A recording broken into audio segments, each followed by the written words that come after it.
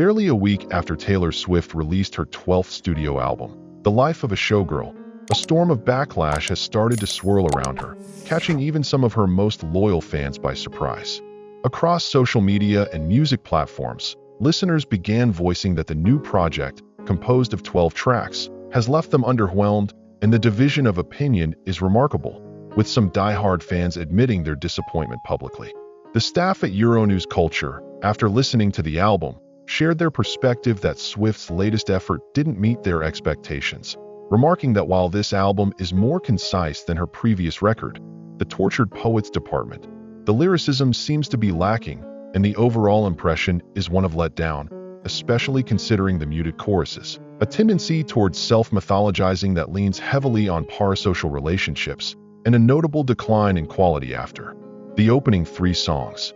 Of course, not everyone agrees, and a segment of the Swiftie community has called it her best work to date. But even among these enthusiastic supporters, fatigue is setting in over the way the album has been promoted and marketed.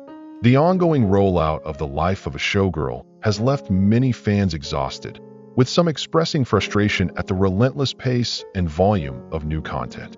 Taylor had stated during her appearance on the New Heights podcast that the album would exist as a standalone body of work, with no bonus tracks, in an attempt to avoid the sense of fatigue that came with last year's stealth double album release.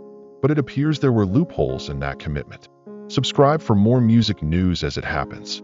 Almost immediately after the album's release, announcements of multiple limited edition covers and 4 different unplugged renditions of certain tracks began appearing, just 24 hours after the official drop day, and each new variant came with exclusive content, leaving fans feeling overwhelmed and, in some cases, taken advantage of.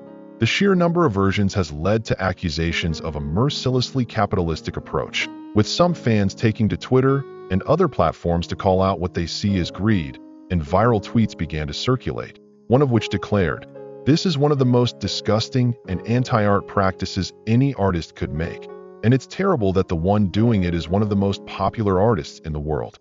The utter greediness is just shameful. This shouldn't be acceptable."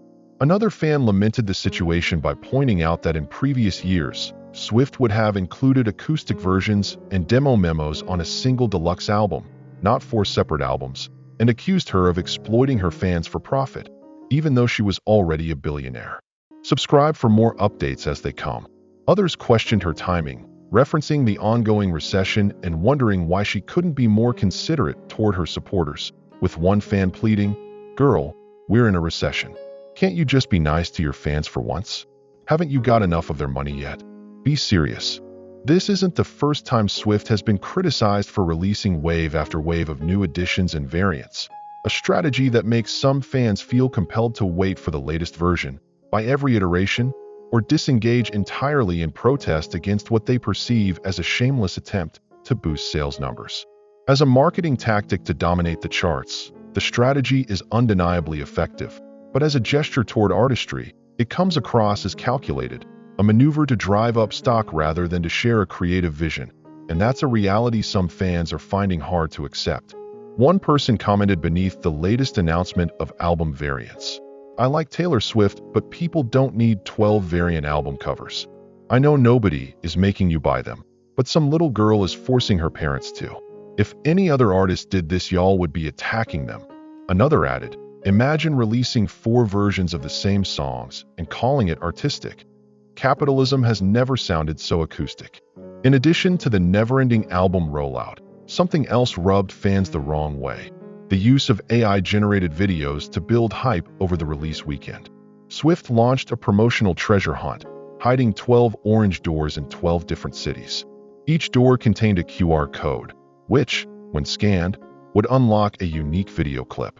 TikTok user @GoodgyPooj posted examples of these clips, pointing out inconsistencies in the visuals, such as the shape of a window not matching the light that came through it, or the way shadows fell on the floor failing to align with the purported source of light, leading to widespread speculation and criticism about the use of artificial intelligence in the making of these videos. For some fans, this was the final straw, and one wrote, "Being a billionaire and not paying an actual artist is crazy work, like, what are you saving your money for?" Another longtime Swiftie lamented that Swift often positions herself as a fighter for causes only when she's the victim, referencing her previous statements against AI-generated images of herself.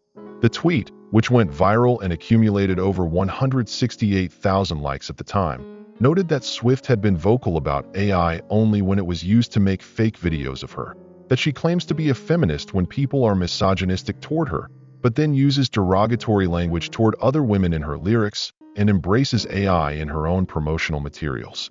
Subscribe for more stories like this. This debate sparked a backlash, with some fans arguing that there are more important issues in the world and that this controversy doesn't deserve the amount of attention it's getting. As one fan put it, there are much bigger things in the world going on right now, and this doesn't even come close to making the list. People need to learn what's important and what's not, and this isn't important. The controversy over the album rollout and marketing strategies, combined with the use of AI-generated content, has led to a broader conversation about authenticity, commercialization, and the modern music industry. Many longtime fans recall earlier days when deluxe albums came packed with a handful of bonus tracks, handwritten lyrics, and behind-the-scenes content, all as part of one cohesive package, not a barrage of limited editions and exclusives that seem designed to squeeze every last dollar out of devoted supporters. The sense of being overwhelmed is palpable, with some collectors admitting they simply can't keep up anymore, and many taking to social media to vent their frustration. There's a growing sentiment that the joy of collecting and supporting an artist has been replaced by a sense of obligation and financial strain, and that the excitement surrounding a new release is now overshadowed by anxiety about missing out or spending too much. The backlash hasn't gone unnoticed by music critics, with many noting that the current wave of criticism is unlike anything Swift has faced in the past. While she's no stranger to controversy, the tone of the conversation has shifted, with even some of her most ardent defenders expressing skepticism about the motivations behind the endless stream of variants and exclusives. The sense of community that once defined the Swiftie fandom feels fractured, and the debate over what constitutes genuine fan engagement versus exploitative marketing is more heated than ever. At the same time, industry observers point out that Swift's approach isn't unique, and that many artists and labels have embraced similar tactics in an effort to maximize sales and secure chart positions. The difference, they argue, is that Swift's immense popularity and devoted fanbase make her a lightning rod for criticism, and that the scale of her operations amplifies the impact of every decision she makes. For some fans, the controversy is a wake-up call, prompting them to reevaluate their relationship with the artist and the industry as a whole. Others remain loyal, insisting that the music is all that matters and that the marketing strategies are irrelevant in the grand scheme of things. As the debate rages on, one thing is clear: Swift's influence is as powerful as ever, and her ability to generate conversation and controversy remains unmatched.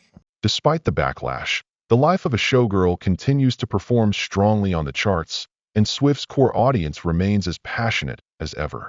The album's title track, with its bold declaration, "I'm immortal now, baby dolls," has become an anthem for both supporters and detractors, encapsulating the larger-than-life persona that Swift has cultivated over the years. For some, the line is a celebration of her resilience and staying power. For others, it's a reminder that she's become untouchable, impervious to criticism. As the dust settles, it remains to be seen how Swift will respond to the criticism and whether she'll adjust her approach in future releases. Some industry insiders speculate that the backlash could prompt a rethinking of marketing strategies, while others believe that Swift's commercial success will ultimately outweigh any negative press. What's certain is that the conversation around the life of a showgirl is far from over, and that Swift's ability to provoke strong reactions, both positive and negative, is a testament to her enduring relevance in the music world. For now, fans and critics alike will continue to dissect every aspect of the album and its rollout, searching for meaning and connection in an increasingly complex and commercialized landscape.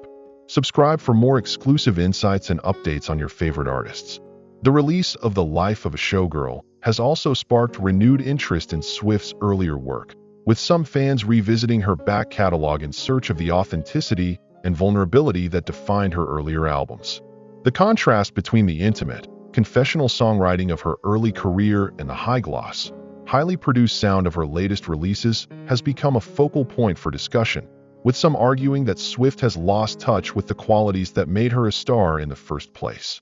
Others contend that her evolution as an artist is a natural response to the pressures of fame and the demands of a rapidly changing industry, and that her willingness to experiment and take risks is a sign of artistic growth. The debate over what constitutes real artistry versus calculated commercialism is unlikely to be resolved anytime soon. But the passion and intensity of the conversation are a reminder of the powerful role that music plays in people's lives. As Swift continues to navigate the challenges and opportunities of superstardom, she remains a lightning rod for both adoration and criticism, and her ability to command attention is unlikely to wane anytime soon. The controversy over the life of a showgirl is just the latest chapter in a career defined by reinvention and resilience, and it will be fascinating to see how Swift responds to the challenges ahead.